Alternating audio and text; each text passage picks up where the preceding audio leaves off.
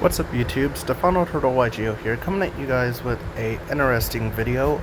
Today is a Yu-Gi-Oh based video, and well, sorry about spoilers, but it's my top 10 favorite Yu-Gi-Oh artworks, based off of every card in the game.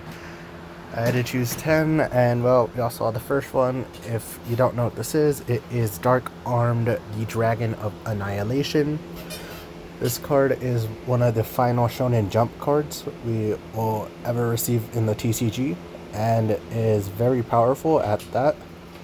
Being able to just pop 2 cards. It is a very similar to Gauntlet Launcher, but for rank 7 instead of a rank 6.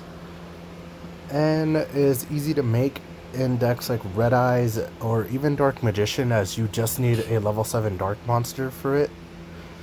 Well, Dark Magician you need 2, but I mean in Red Eyes it's only 1 you actually need, and it's just a good way to get cards off board, unless you're playing against Mystic Mine, in which bad replay and back row. But next we have Minerva, the Arc Lightsworn. This shouldn't be surprising to anyone who watches this channel, because, well, Lightsworn is my favorite deck, and this is one of the best artworks of any of the cards in the archetype. Not to mention one of the best monsters in the archetype, being able to mill 3 on activation, and if milling any Lightsworns, being able to draw cards, and when destroyed, if milled any Lightsworns, being able to pop cards. So at our number 9 we have Minerva, and at our number 8 we have my favorite Dragon Ruler, Blaster, Dragon Ruler of Infernos. Even that name sounds awesome, but the artwork on this card is just amazing. And while being colorblind and not being able to see most of the color on the card, what I can see, which is pretty much like the dark parts of the wings and the yellow, still looks pretty cool. The person who designed this card is a big props for me, because this is probably one of the best looking cards in the game. Anyways, next we have Silver's Cry, and this is an extended artwork. One of the cards that you see played in Blue Eyes a lot. This card allows you to easily cut back one of your Blue Eyes White Dragons, which was something that people used to do a lot, but seeing as it had amazing artwork, and people at the time when it came out can even agree with that, I chose to put it here because it's Azure Silver Dragon in front of a moon on a mountain roaring. That looks majestic no matter what. Anyways, number 6 we have Jane, Twilight Sworn Paladin. This is probably the best looking Twilight Sworn monster, and actually looks like it's a villain from an RPG character, being honest.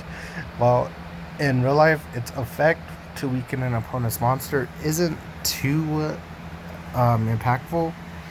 The artwork of it is very incredible, especially if you compare it to the old Jane. This one just looks a lot better. Anyways, next we have Chaos Goddess. I could not find a clear image of the actual artwork, so I'm using a fan art picture, but this is essentially what the card looks like. I can probably load up Duel Links and find it for y'all guys, so let me just do that. Your boy is sort of art. Anyways, Chaos Goddess 5 spot due to the artwork just being very beautiful, and while it isn't that easy to summon, it's just pretty... Okay, I guess Duel Links is gonna take a while. Never mind. Still a very pretty card, and for that reason, makes number 5 on our list. At number 4, we have Vampire's Domination. And just a heads up, there's 2 more cards in the Vampire archetype after this, but I felt this one was just freaking epic looking, and being partially colorblind, um, just mentioning that because I can't really tell the color of the background behind Sheridan or the eyes of the familiars.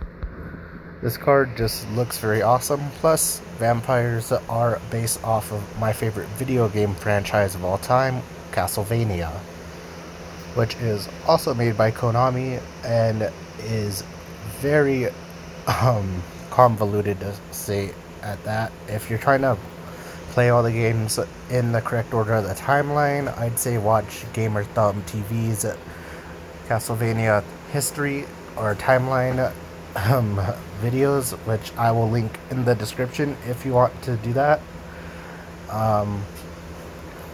But note, you're gonna need a lot of emulators to do that. Anyways, next we have Spicy Spy. The name of this card's pretty funny, but I really like just how it looks all elegant. It looks like it's something from another anime, being honest. And the effect isn't really something that I use it for. I just love the artwork of it. Because, well, it's different, simply put. There's an honorable mention for this list, which is Judgment Dragon. While, yes, being one of the best cards in the Lightsworn archetype, I felt its artwork wasn't on par for this list. Anyways, at number 2 we have Vampire Crimson, and again, I told y'all there is 2 more vampire cards, and this is mainly due to it being for my love of Castlevania. Vampire Crimson, of course, being inspired by Death. And yes, Death is a character in Castlevania. You have to fight him a lot. He's one of the last bosses. And, yeah. So, yeah, Death is on this list. Whoops. And anyways, at our number 1 spot, we have the main character of Castlevania, Lament of Innocence. Well, at least a card based off of him, which is Vampire Hunter, based off of Leon Belmont from Castlevania Lament of Innocence. This even has a castle in the background of it, which would represent Castlevania itself.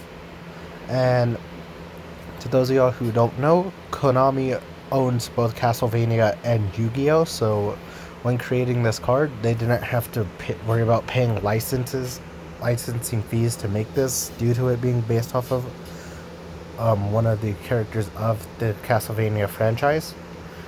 And also, if you are curious why I said Leon Belmont's hair is like this whitish blonde color. Not to mention, he is the first character to ever wield the Vampire Killer Whip, which he is also the person who helped create it. I won't get into too much details on that. Again, if you are interested in Castlevania, I will leave a link in the description to the Gamer Thumb TV playlist of the Castlevania timeline. And also, if you would like to see some gameplay of one of the games, follow me on Twitch. I do play Castlevania games on there quite a bit. This Friday, which is tomorrow, I am planning on doing a gameplay video of Castlevania Aria of Sorrow. Or, if you would like, I can do Castlevania Aria of Sorrow gameplays on here, which I have no problem with doing. And I can also show y'all the 3 different endings to the game. Because, yes, there are 3, and, well, it's fun. So, let me know if y'all would like to see that in the description below. Anyways, that is all for today. My name is Ruben, aka the Stefano Turtle YGO. By the way, I do have something to say. First of all, thank you all for 100 subscribers. This is my 4th year on YouTube, and I was hoping to hit that by the end of the year. I am actually really glad that we got to it before. Also, I am working on a 100 subscriber special, so stay tuned for that. I'll leave an announcement in the community tab for that the day before it comes out.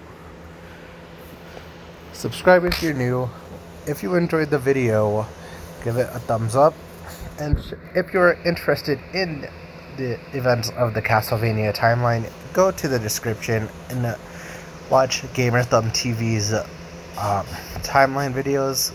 Let them know Turtle sent out. And this is the Stefano Turtle YGO signing out. Goodbye.